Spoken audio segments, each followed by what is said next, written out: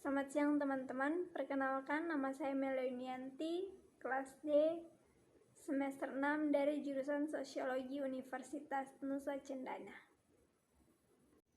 Di sini saya akan menjelaskan latar belakang saya, analisis respon masyarakat terhadap upaya pemerintah dalam penanganan COVID-19.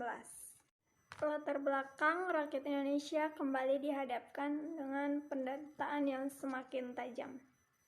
Di tengah tindasan dari imperialisme Amerika Serikat bersama dengan burjusu dan tuan tanah besar, kini rakyat dihadapkan dengan penyebaran virus corona atau COVID-19. Penyebaran COVID-19 di Indonesia tidak lepas dari kecerobohan dan arogannya pemerintah Jokowi. Indonesia masih bergelut melawan virus corona hingga saat ini. Sama dengan negara lain, bertambah dengan beberapa melaporkan kesembuhan, tetapi tak sedikit yang meninggal. Usaha penanganan COVID dan pencegahan terus dilakukan demi melawan COVID-19. Dengan gejala mirip flu dan batuk, pasalnya pemerintah sejak awal COVID-19 menyebar di Tiongkok selalu jumawa dan sombong menyatakan Indonesia tidak akan terjangkit.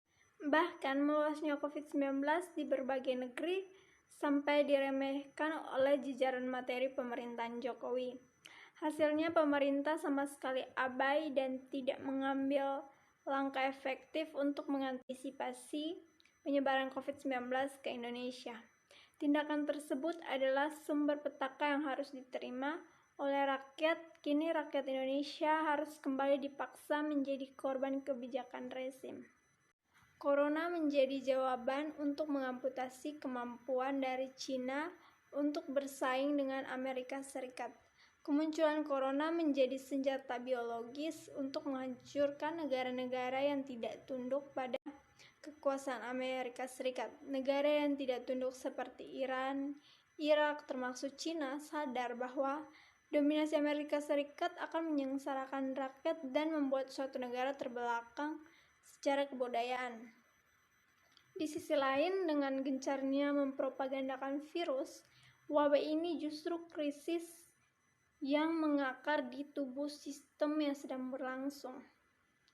Virus ini justru skema yang dilancarkan saling perang untuk mencari pengobatan penyakit yang memperogoti imperialisme Amerika Serikat yang sedang mengalami krisis. Tidak ada kompromi yang dilakukan oleh Amerika Serikat. Nyawa manusia dibanderol dengan harga yang sangat murah. Selama akumulasi laba bias terus berjalan, hal ini terpatri dari arsitektur ekonomi global yang bersandar pada pertumbuhan tak terbatas. Meski harus mengorbankan jutaan rakyat, resep pertumbuhan ekonomi yang dipaksakan oleh negara-negara imperialis, khususnya Amerika Serikat, menguasai separuh pasar dunia, menyebabkan negara-negara berkembang seperti Indonesia menerapkan kebijakan pengetahuan anggaran yang menghapus banyak subsidi untuk jaminan sosial, termasuk kesehatan, sehingga layanan kesehatan tidak ditopang dengan baik. Ketika COVID-19 melanda seperti ini merebak, kita bisa melihat kekacauan yang selama ini tersembunyi secara fundamental. Dan kita tahu dalam setiap wabah, dimanapun, kapanpun, mereka yang paling terpukul, paling terjerabah, paling menderita, dan paling pertama kali menjadi korban adalah mereka yang miskin dan tak berdaya. Persaingan antara dua negara besar ini berimbas pada jatuhnya korban akibat sistem busuk yang masih eksis dan tumbuh subur di dunia ini. Sistem yang menindas ini akan berlangsung ketika tidak ada kesadaran untuk menggalangkan kekuatan untuk menghancurkan secara kolektif dan perjuangan yang maju. Kebanyakan orang beranggapan bahwa Cina akan melampaui Amerika Serikat. Anggapan yang tidak ilmiah ini menjadi suatu kekeliruan jika tidak mempunyai tolak ukur yang jelas. Dalam posisi internasional, Cina hanya dipandang dalam sistem perekonomian yang maju, tetapi sejatinya masih dikuasai oleh Amerika Serikat.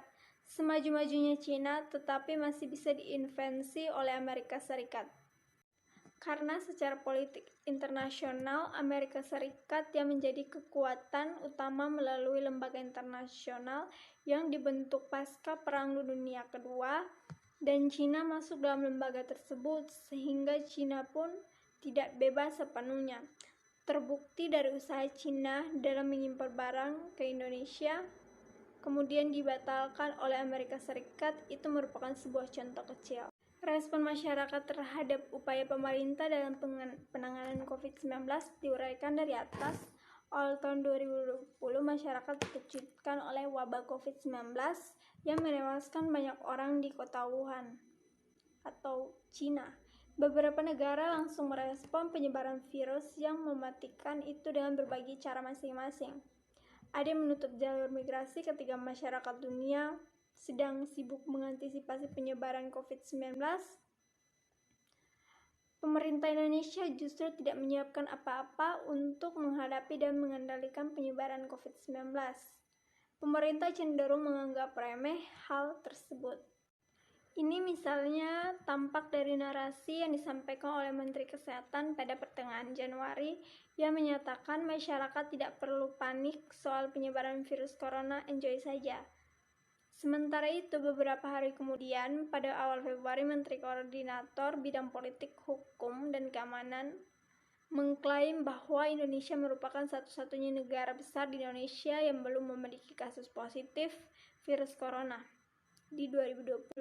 Ketidaktanggapan pemerintah Indonesia dalam menghadapi pandemi COVID-19 yang pada saat itu sudah menyebar ke banyak negara.